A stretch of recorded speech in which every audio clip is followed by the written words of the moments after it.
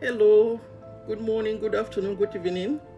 Welcome back to another episode of Listening Between Bites, where every bite carries a story and every flavor inspires reflection.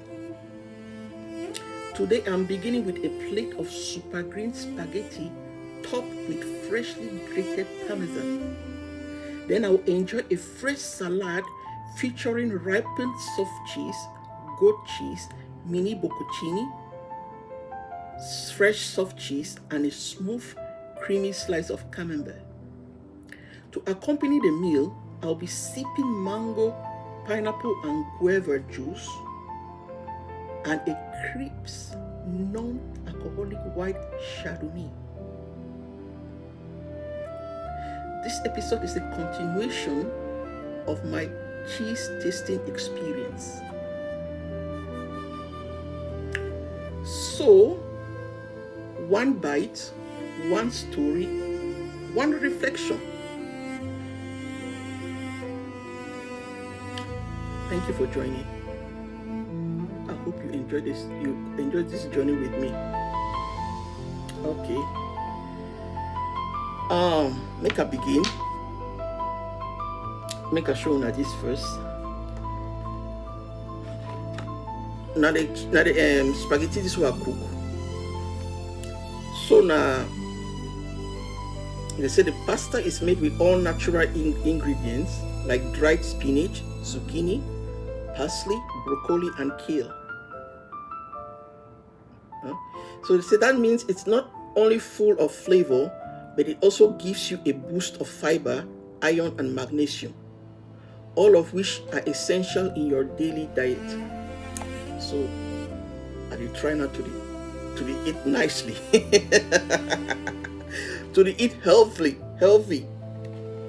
So now in this will cook. Now in this,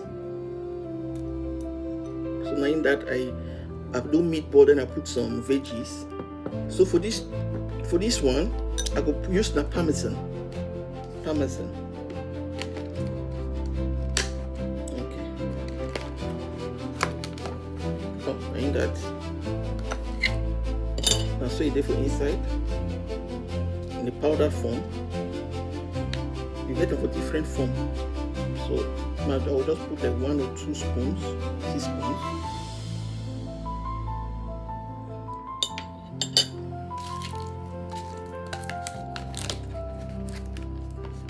Okay. Now make a taste them.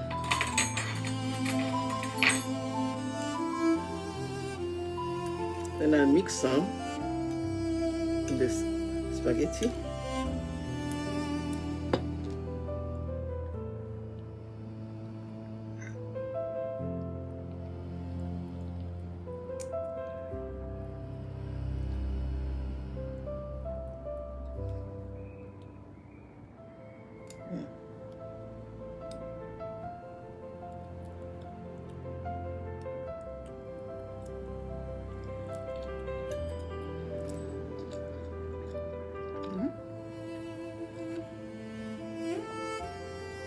Nice.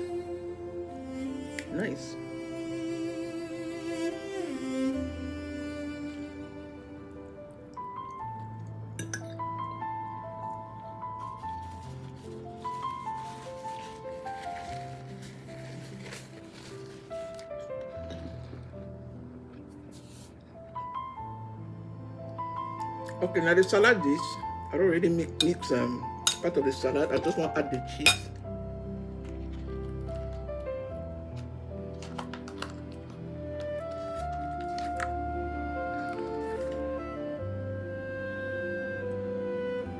Now the ripened soft cheese this.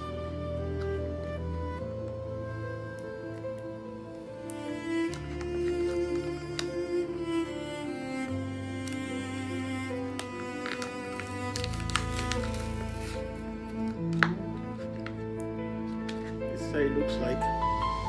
It comes with different herbs and then olive.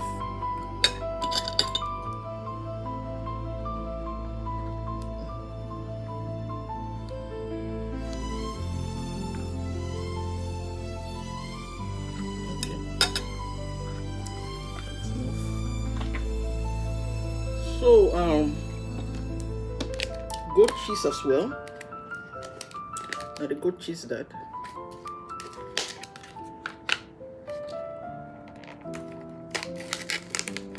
that's what it look like.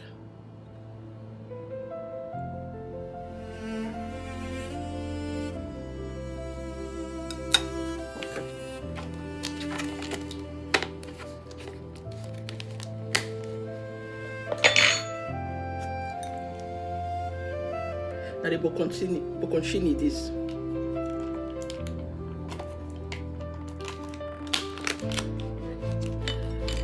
Get water inside. I get to be extra careful. The water not off my body. So now in that, make a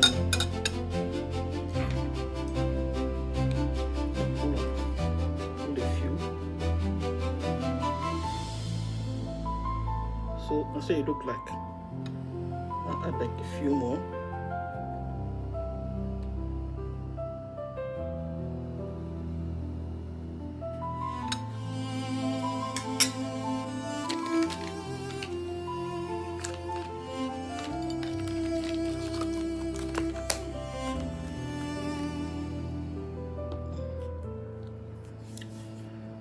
So now that is that for the salad.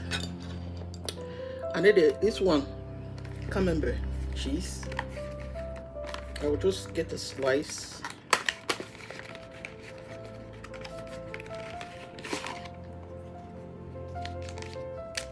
Let's see how it look like.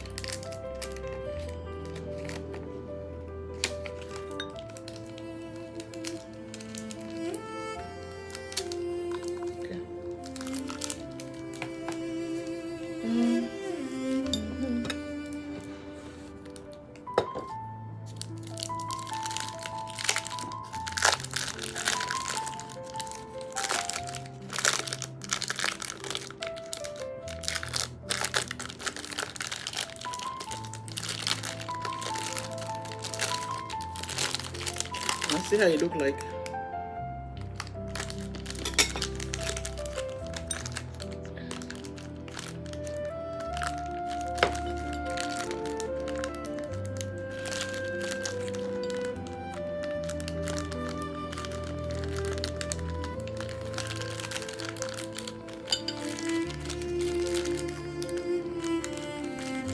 Okay, so I done ready. Almost forgot my drinks.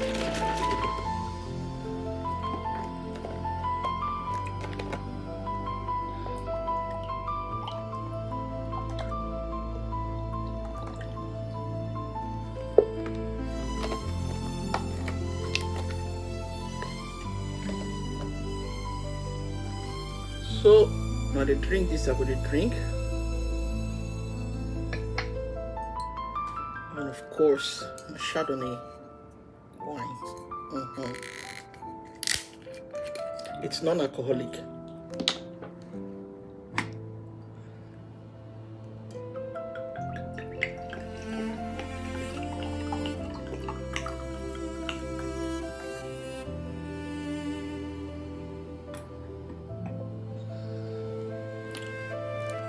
I had used all my hands. I will also add this dragon fruit.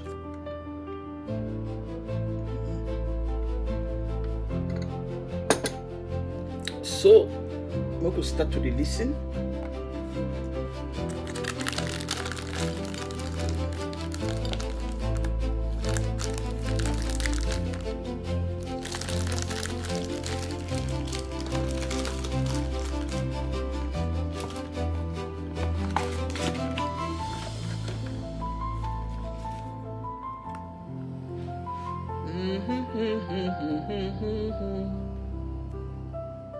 Okay.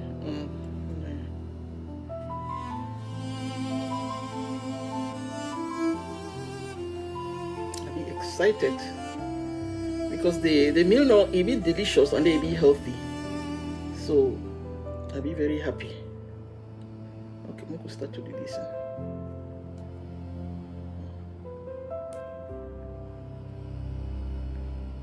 family allowances affair in the military barracks, to the patriotic and Republican public warning by orphan soldiers about the threat of national collapse facing Cameroon.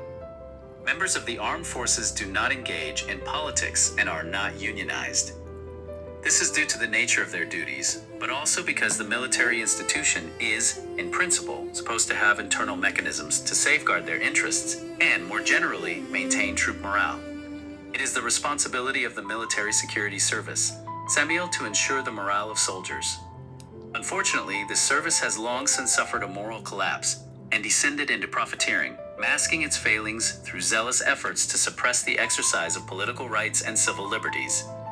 In other words, to ensure that their abuses and alleged criminal activities are not punished by those in power. Successive heads of SEMIL have reduced this important and strategic military service to nothing more than an instrument for preserving the ruling regime.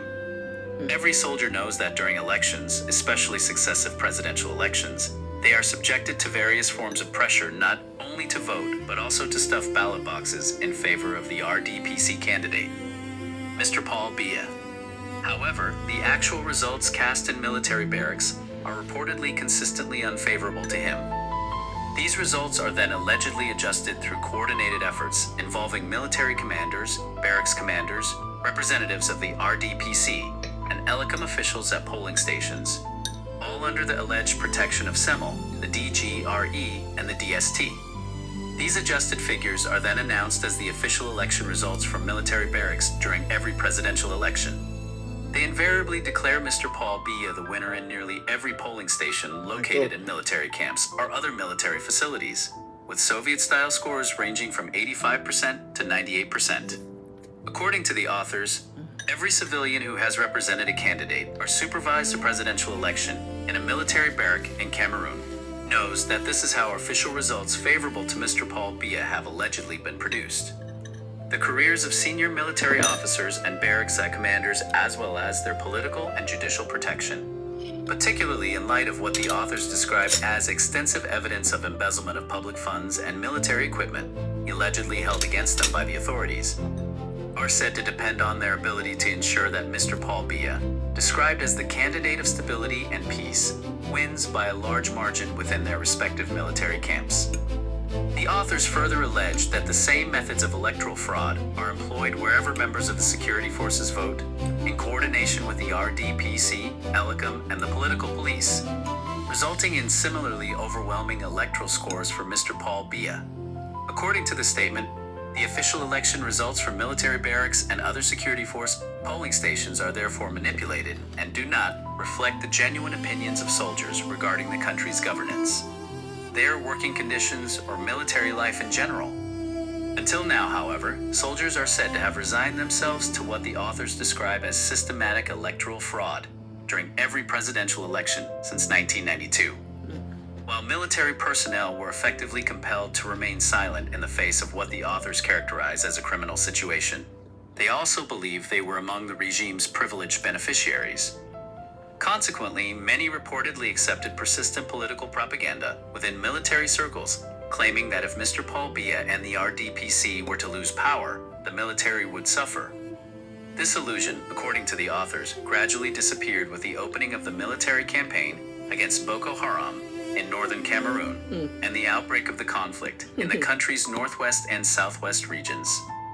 Through these armed conflicts, many soldiers reportedly came to realize that, in the eyes of the high command, they were merely service numbers that could easily be replaced through successive recruitment campaigns. They were deeply shocked, the statement says, to discover that their lives appeared to carry little value for senior military leadership. More troubling, they allegedly found that there are effectively different classes of soldiers. Those repeatedly deployed to frontline combat without adequate training, logistics, or supports to maintain morale, and others who spend their careers in relatively safe assignments where there is little personal risk. According to the statement, those considered privileged rarely miss opportunities for training or professional development and are able to choose comfortable postings where financial benefits and various advantages are plentiful. These individuals are described as typically coming from the families of influential generals and senior officers, or from families connected to the political leadership. Many allegedly spend their careers in Yaoundé, Douala, or diplomatic missions abroad. With the ongoing military campaigns against Boko Haram in northern Cameroon and in the northwest and southwest Nazo regions, the group calling itself the Orphan Soldiers, meaning soldiers who claim to have no influential patrons, networks, or powerful connections, say they have watched many senior officers and others become wealthy from the sacrifices of soldiers who died in service. According to the statement, numerous high-ranking military officials allegedly used the two ongoing conflicts, particularly the conflict in the Northwest and Southwest, to accumulate enormous fortunes while rarely, if ever, leaving the safety of their offices. That's true. The authors describe these officials as exploiting ordinary soldiers for personal benefit and claim that many of them have acquired substantial assets through corruption. They also allege that these military leaders are not the only beneficiaries of the wars. They claim that a number of civilian officials, including members of the territorial administration, ministers, and certain armed actors involved in the Anglophone conflict, have likewise enriched themselves because of the continuation of the conflicts. Speaking in the name of soldiers killed in action, and those wounded in combat who they say have been abandoned, the authors declare that those whom they accuse of profiting from the wars, whether military or civilian, will never have either their peace or their forgiveness. They further state that they believe assets allegedly acquired through wartime corruption should eventually be seized by the state. Beyond alleged wartime profiteering, the authors argue that many orphan soldiers have also lost the belief that military service offers equal opportunities. They point to what they describe as the rapid enrichment of certain generals and senior officers, which they claim is closely linked to the budgets those officers managed and the lucrative positions they occupied. According to the statement, some senior officers have become billionaires simply by occupying influential positions. The authors allege that some serve as chairpersons of microfinance institutions, while others have interests in the petroleum, mining, and timber industries or own companies that allegedly receive public contracts that are never properly completed.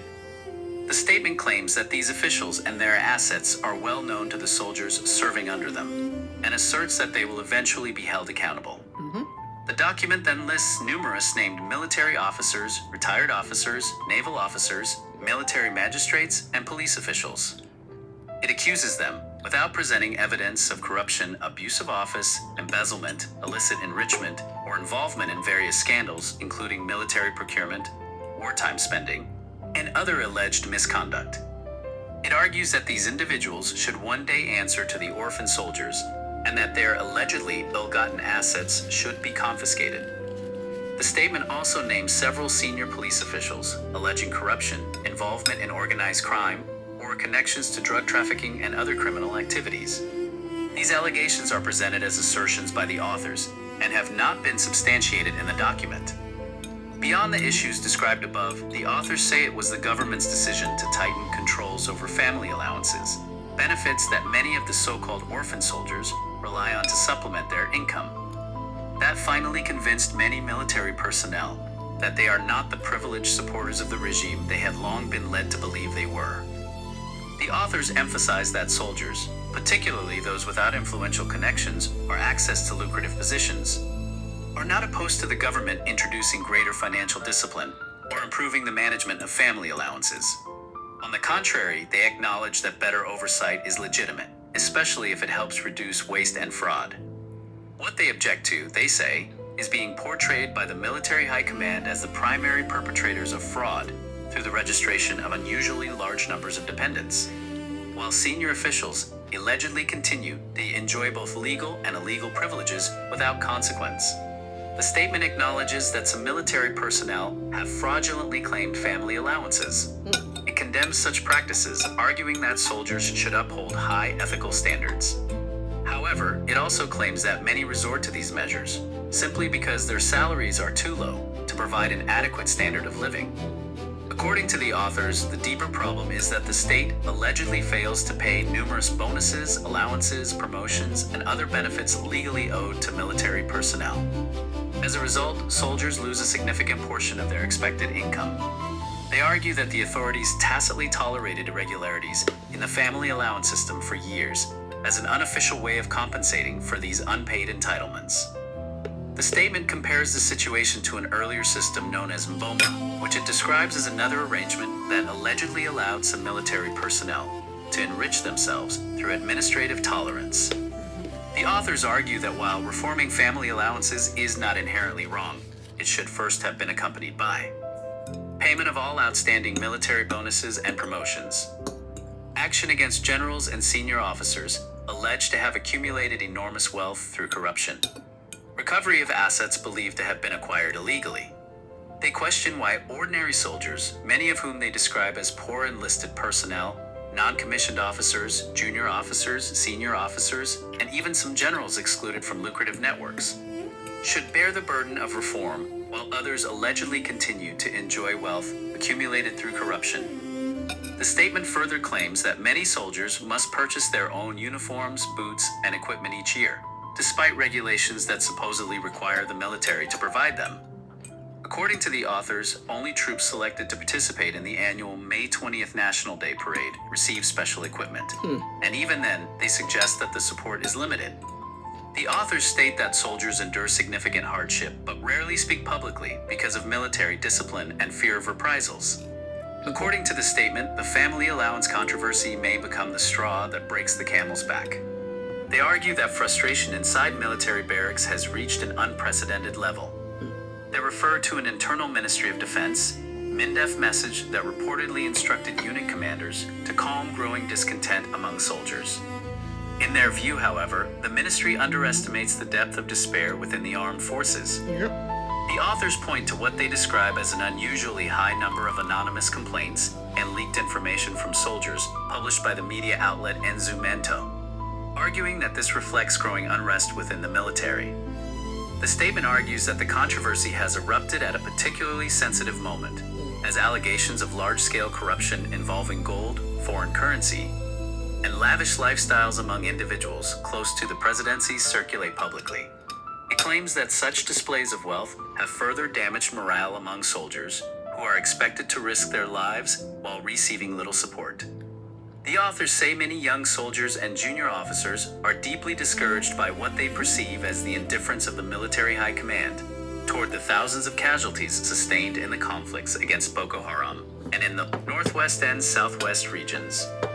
They also allege that senior military figures have personally benefited from those conflicts, while the families of soldiers killed in action, including widows, orphans, and parents, receive inadequate support. According to the statement, if the wider Cameroonian public fully understood the situation faced by these families, there would be widespread public outrage. The authors further criticize the government's spending priorities, arguing that while ordinary soldiers struggle financially, large sums are allegedly spent on foreign military contractors, particularly Israeli security consultants. They claim these contractors have received significant financial benefits, while contributing little to the welfare of Cameroonian citizens. The statement specifically names Aaron Moaz and alleges that he and his team have profited from private military services provided to the Cameroonian government. It further claims, without presenting evidence, that they have exploited the Cameroonian military and other sectors of the economy with the support of senior government officials. The document then calls for these foreign contractors to be brought before the justice system, asserting that many soldiers can no longer accept what they perceive as their privileged position, while Cameroonian troops continue to suffer casualties and poor living conditions. Finally, the authors describe widespread financial hardship among soldiers. They claim that many regularly spend their limited salaries on gambling in the hope of improving their financial situation, and state that many landlords are increasingly reluctant to rent properties to military personnel because of a reputation for chronic inability to pay rent. The statement argues that the family allowance controversy has emerged during what the authors describe as an exceptionally tense political period. According to the document, although the Constitutional Council declared Mr. Paul Biya the winner of the October 12, 2025 presidential election, the authors claim that nearly 9 months after his inauguration, he has shown no indication that he is still effectively governing the country. They describe Cameroon as a ship without a captain. The statement further alleges that the Maudiki couple has effectively taken control of the National Hydrocarbons Corporation, SNH, and claims that Natalie Maudiki exercises broad influence over the institution without accountability. These are presented as allegations by the authors. The document cites a study by Professor Viviane Andawa-Biwol, claiming that 113 heads of public enterprises are serving unlawfully and that this situation allegedly costs the state approximately 40 billion CFA francs annually. The authors also argue that the judiciary has deteriorated because the Higher Judicial Council has reportedly not convened for 6 years. They claim that many newly trained magistrates remain without appointments, while courts continue to rely on retired judges and allege widespread corruption in judicial decision-making. According to the statement, land titles have lost much of their practical value. Ministers act independently without effective oversight, and rival factions within the government are openly competing over political succession. The authors argue that institutions such as the judiciary, parliament, the Constitutional Council, and ELECAM no longer primarily serve the Republic or the public, but instead serve competing political factions. The statement questions whether President Paul Biya was genuinely a free candidate during the 2025 presidential election. It alleges that although voters cast ballots, the final outcome was determined elsewhere. These assertions are presented as the authors' opinions and allegations. The authors further argue that, because of President Biya's advanced age and what they describe as declining physical and mental capacity, others have effectively assumed power. They ask whether such a situation should be allowed to continue. A call for a patriotic and Republican awakening. The statement says that, given what it describes as serious rivalry among powerful factions within the state, military personnel, especially younger soldiers, and the self-described orphan soldiers should take a position. The authors stress that they are not calling for a military coup, arguing that such an action would plunge the country into a dangerous crisis. Instead, they advocate what they call a patriotic and Republican awakening. According to the document, this awakening should reject any attempt to create the position of an appointed vice president. The authors argue that establishing such a position in the current political climate could trigger open conflict between rival factions competing for power. Instead, they call for strict adherence to Cameroon's constitution, emphasizing that the president of the Senate should play the constitutionally prescribed role in any presidential succession. The statement argues that every public official should perform his or her duties strictly within the framework of the Constitution and the law, and warns that those who act outside that framework risk being regarded as enemies of the people. The authors envision for the military. The authors state that they do not wish to play a political role in future events. Rather, they say they wish to stand alongside the population as guarantors of respect for the Constitution, electoral laws, and the protection of peaceful civilians against anyone, military or civilian, who might attempt to use state force to suppress legitimate democratic aspirations, referring to what they describe as the violent post-election repression following the 2018 and 2025 elections. The document also invites members of the police and intelligence services to support what it calls this Republican initiative to protect peaceful citizens against enemies of democracy. The statement goes on to say that security forces should be prepared to defend peaceful civilians if they are threatened, while emphasizing that demonstrations should remain peaceful, avoid destruction of public or private property, and refrain from attacks against individuals. The authors also strongly reject any attempt to interpret either their initiative or the country's current political situation through an ethnic, tribal, regional, or religious lens. They state that no ethnic, tribal, communal, or religious extremism should be tolerated. Exactly. Conclusion. The statement concludes by asserting that Cameroon is moving toward collapse and argues that patriotic members of the armed forces and security services should unite, not to overthrow the government by force, but to save the country and protect its people, whose taxes finance the military. It ends with the following declaration: honor and fidelity to the Constitution, to the people, and to those institutions that genuinely uphold the rule of law and democracy. The document is signed. Le TGV de l'info. Overall context. This document is a political manifesto written from the perspective of individuals identifying themselves as orphan soldiers. It combines allegations of corruption and illicit enrichment, claims of electoral fraud, criticism of military leadership and government officials, grievances over soldiers' pay and welfare, constitutional arguments about political succession, and a call for security forces to defend constitutional order and peaceful civilians. Exactly. Many of its allegations concern identifiable individuals and institutions, but are presented without supporting evidence in the text itself. They should therefore be understood as claims made by the authors, not as established facts. So I see this write up for the TGV, the info. So that's make a clear make here. He be list the names. This write up not list names, but he lists the names. If you go for that page, Lotte VJ de l'info. If you go there, you will see the names of the people that we list them. So as I listen, I mean, it makes sense. It makes sense. You know, remember, I will find and reposter. This ambassador, what an ambassador, oh, I name again, wait.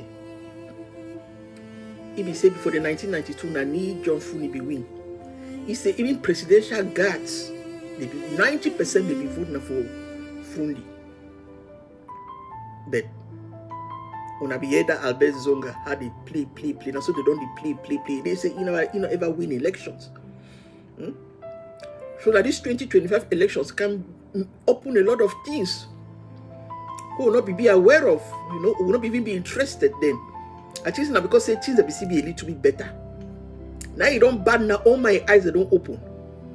Now when they have Lipon Motaza and his team, behind team them, they don't chief sute money don't finish, they put iron for that soldier, then their family allowance.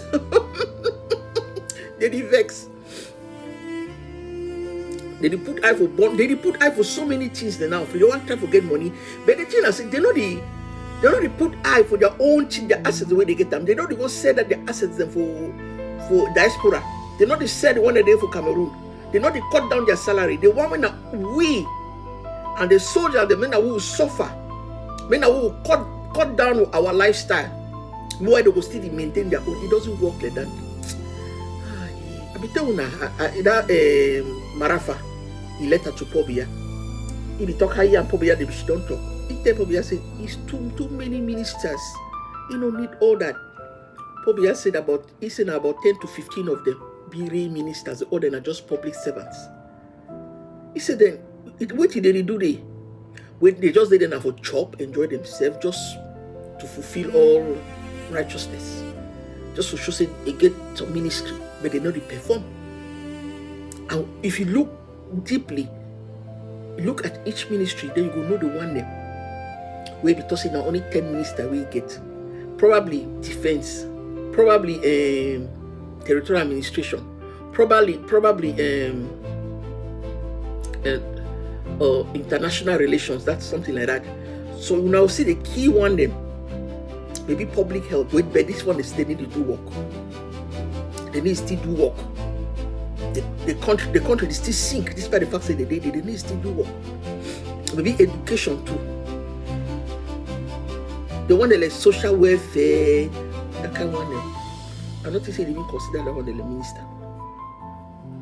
Because look at the social welfare cases. That's what they fool now for Facebook, for social media where they can't get help. They will get social welfare ministry. They are not serious. They must go. They will go whether they like or not. The guy talk about promotion. This article talk about promotion. They know they get promoted. Not been a lie, not true. I remember I find this video. Now some old video, but it depict what it go on for the ministry for that they are for them. Combattre dans l'armée en 98 à Pakassi. Commencé à combattre dans l'armée en 98 à Pakassi. J'ai fait beaucoup Haram 2 fois. J'ai fait 2 fois avec lui. Même poste, voici maintenant. Est-ce que je dois rentrer comme ça, mon général?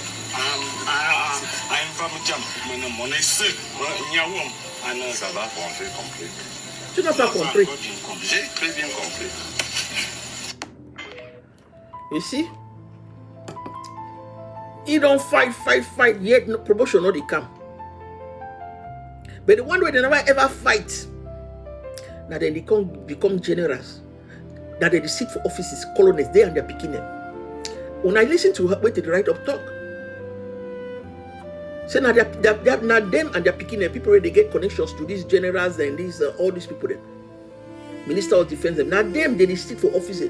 Now them they give they know they need to give them they need to send them for risky zone, for Nozo them, for Boko Haram area them. No, they know they send them. But they go send other people they're picking them, they call themselves orphan soldiers because they don't get godfather and godmother where go help them. They call themselves orphan. So the one that they get godfather and godmother them, you know they go war. They go for office, not there. Or if they even go even put themselves, if they even put themselves commander, but they go war. The only day for that small office they send the soldiers. Meanwhile the other one then they go die. And then move on to the next. I remember I will find that video for Namber really talk something. It's a plenty they go some mission, plenty soldiers then die. Because say the helicopter not be fit for the way they be died, they not be fit for carry them. Which they do now say they gather all the body to so push her inside some hole with the jigger, then bury her. If you don't stay for long, you never hear from your person. Find out where that person is. Because it's that colonel and they so, and that generals them, and those people one day they lead those teams them. They not go report say the person don't die, they will collect the salary. Salary they go pass, they collect them. Or if you can't lie say the person don't defect, he don't run, they collect for salary. You know why the person don't die? They no go talk. They don't already bury her. They collect the money. If you even talk to who want to talk to the person, they go now another person talk next to the person. Imagine how many of those soldiers that they don't go, so they don't even know their whereabouts. They don't die, they don't bury her. They still collect money, so they still fight war. They collect bonuses, say they still fight war. But the Minister of Defense and the other one for where they control finances, the PM, maybe even at Tanganji, they not going to look, they not investigate them all. They look that small one them. That Sangalon, they look at their bonus, they look at their child support.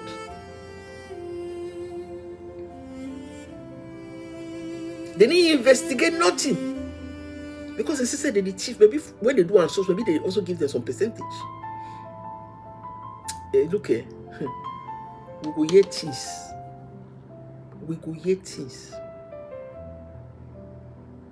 Hi. I say, forgiveness not go easy. For this two the papa they don't do. And they continue to do. They don't talk to them, plead with them. They don't do themselves atalaku. Do what they never talk, sing their praises. Nothing.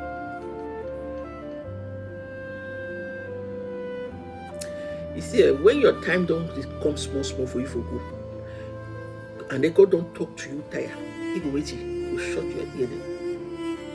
Because you know, say your time to go don't come. And God know how to make people then go. Oh, this God, very sweet God. Hey, this shadow there wine sweet away. So may they continue to play.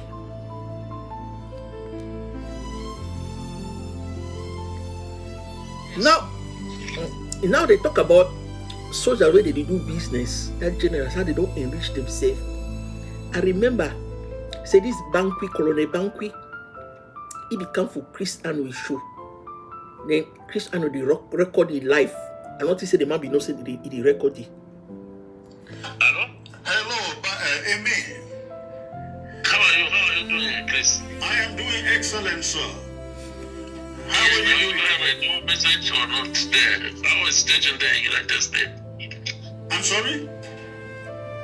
Do you have a good news or bad news there in United States? I expect to hear good news or bad news from you, who is at the center of the universe now. Yaoundé or Cameroon is the center of the universe now. Yes. No. you know that you can give you can have a possibility to give me good information too, because you get the boy on the ground. You know your boys have some information that I don't have. Amy, you sit on information in said Yaoundé, and you should have. I mean, you are the secret agent of La Republique who knows what is going to happen where at any time on any day. I have taken my retirement at Cusano. Oh, you have retired? Yes. I'm not about it. I have taken my retirement since morning to day. So, for how long have you been retired now? 6 months. 6 months. 6 months? Yes, in April. So, Emil, tell me, while you were still in service, you were accused of torturing people. In fact, there is this guy I am very professional guy. All people know that I'm a big professional, big professional. But if you want introduce a complaint against me, then I will be on the court and show that I am a big professional. So you mean that people like Abdul Karim, who said you tortured them, were lying? No, but let me tell you something. When Abdul Karim is in prison, I have not met Abdul Karim. Abdul Karim was arrested by Gendarmerie in Bamenda and bring here in SAD. He was not in my unit, in my formation. No. He cannot say it. No. But you were in control of SAD. No, I was in control in Ministry of Defense. But I'm a big professional. I cannot arrest people and let people spend more at 28 hours in my cells. I'll make all dossiers and send it to the court. All over people know me. I'm respecting law. No. So, Amy, tell me, let's talk about what is going on there now in Cameroon, talking about the elections. Why is Cameroon shifting, relocating the army to the north? What are they afraid of? I don't know why. It's to prevent a manifestation or disorder, I think. What do you make of the results coming out from there? I think that is to prevent only a trouble or some manifestation and so on. No. Oh, to prevent trouble and manifestation? Yes. That would be very interesting. So where are you based now? Are you in Yaoundé or where are you? I'm based in Yaoundé. I'm sometimes in Yaoundé. I'm in Paris. I'm in Douala. I'm in Yaoundé. Where I have my... You know that I have oil company. You have oil company? Yes, I have oil company. Oil company? You have oil company or you have many company? I have oil. I'm an owner of oil company. Oh, you're owner of oil company? Yes. Tell me, how did a simple director of SED Yaoundé becomes an owner of an oil company? Good question, Mr. Arno. Many people are asking me this question. Let me tell you something. You know that when I was young in Douala, they told me to leave army. I left army 3 years and I was out. And then when the new commander of Gendarmerie he called me back, General Elokobi, he called me back. And during the 3 years when I was in the civil life, I get many relations with my friends. I get vehicle location company. I was doing it, and today, at least 11 years today, I built my first station, oil station. And now I own at least 50. So where did you get the money in me to build all your stations? No, I have money because I invest money in the thing that I'm doing. The oil station is giving me money, and I take credit in bank, and now I'm a big company owner. and importing oil from United States, from Russia, and so on, selling. So where are these companies based? Where, in Cameroon? In Cameroon, in South Africa, in Europe, and so on. This is why I'm always in Switzerland and so on. Wow. So are you very worried that a new regime, a new leadership in Cameroon can audit you? No, I don't know. Please, I'm a businessman. I don't know. I want only peace. If there is a peace, for me, it's no problem. So you are not worried that a new regime in Cameroon can audit you? Why? Because I think everybody will be surprised that you have so many, for a simple soldier to have oil companies around the place. Let me tell you something. You know that if you are feeling things, I'm not feeling because I'm sure of what I have done to be on the place now where I am. Do you understand? Yes. Right, this is why I'm not We feeling. go audit you. I cannot feel a new regime now. If you not getting anything to hide, you will be audited, Mr. Mbansi. You go tell me where you get that money. His best friend. He too is my best friend. Oh, for real? That's interesting. I see. So you didn't eat your own money, and you shared your part of the load, I guess, with this. No, it's only my friend. As you know, you are my friend. Like Isachiro is your friend, no? Okay, so between Paul Biya and Isaac Chiroma, would you like Paul Biya? I mean, look at the age, how old Biya is. Do you really want him to stay? No, don't ask me. He's got here. I've given him. You are a pastor. You a prisoner. You know Bible. Bible says that power comes from God. And now, when God will take the power, you will see. No, Bishop, what God will tell Paul, no, it's enough is enough. And then you will see, he want to give it to Isachiroma. No way. Oh, so you really think that Biya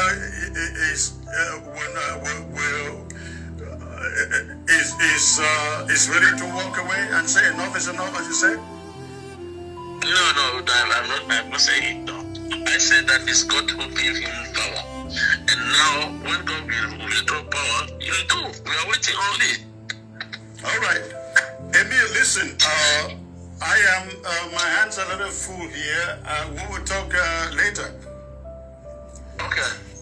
Thank you. After. All right. No wahala. If not the fear, no nothing. If your business is clean, you don't get to worry. Because they will be audited. One no person Cameroon resources don't go. Person, why these accounts they empty with the apple? Oh, una so they go audit una. Oh my God, so auditing go sweet. See prison. Why dirty? Why the streets and dirty the way it dirty? Wait, it happen. Wait, where the money go? Why those hospitals do not get good devices? Why people they die so? You have to explain. When I get to explain them, all on our business, even the one that don't put on our picking their name, their girlfriend, their name, or family member, their name, or it will come out.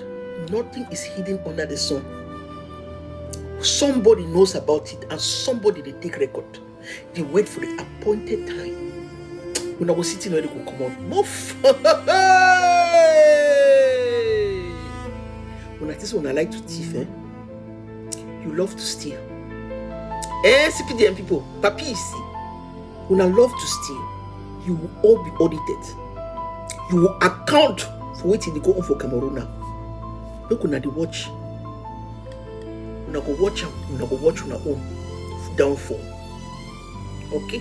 When I don't watch for many years, how the people did cry, how the people did suffer, how the people did beg, they do na ataloku.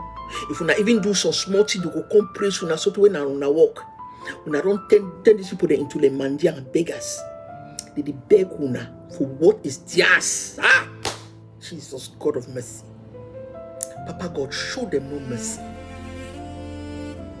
Show me that Mr. Biya, a government, all the military people, all people that they do this thing, the business people, whoever they be, Papa, show them no mercy at the appointed time. Show them no mercy as they show the people they no mercy. Papa, show them no mercy as they don't show the people they no mercy. See how many people they don't kill because of their greed. Show Mr. Biya and the government no mercy for what they don't do for Cameroon. Okay, thank you now for watching this episode with me. Thank you now for sharing my journey of cheese and flavors and all the goodies. Yes, you don't need much to be happy. You don't need to go stay for intercontinental hotels for 5-10 stars. If you get the funds, of course you can do it. But if you don't get them, if you do small thing and hard, it will listen and no cost. Okay, so stay safe, continue praying, and continue to do the needful for create awareness, for denounce all these malpractices, this wickedness, etc., and pray for the change, because the change is coming. It will even take us by surprise. I post some video about when this fellow, what's his name again? Where he talks say the Amber fellow. He talks say all these groups them, these clans them, and each person get own military. Say they train them for bush.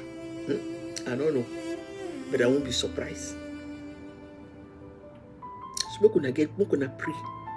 Cause confusion for that comes. Papa God, I release the spirit of confusion for all those military bases where they train because they want to kill Cameroonians.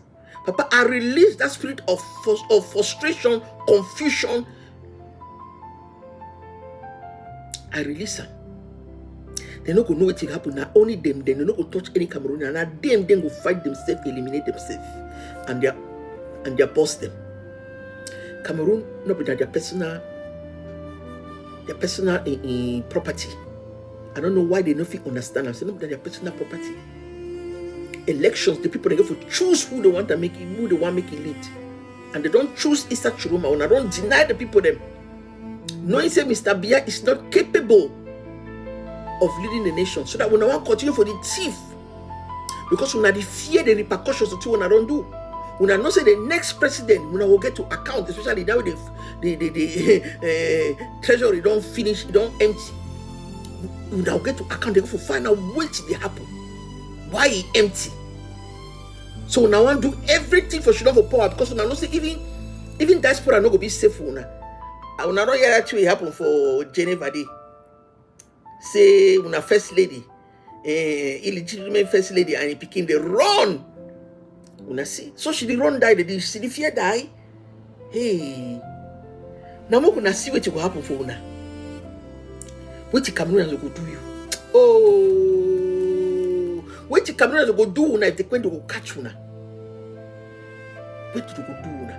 Even the one that they throw na Tanakuna, oh, they'll say we will do one because we know so you go lock me and they go torture me. So now they don't catch you, can't see beat. Oh, they will show you no mercy. They just look and so they laugh. Hey, oui, monsieur. Hey, madame, oui, madame. Hey, oui. Hey, we will change them for now, and that will be justice. Okay, when I take care of myself, one love. God bless you.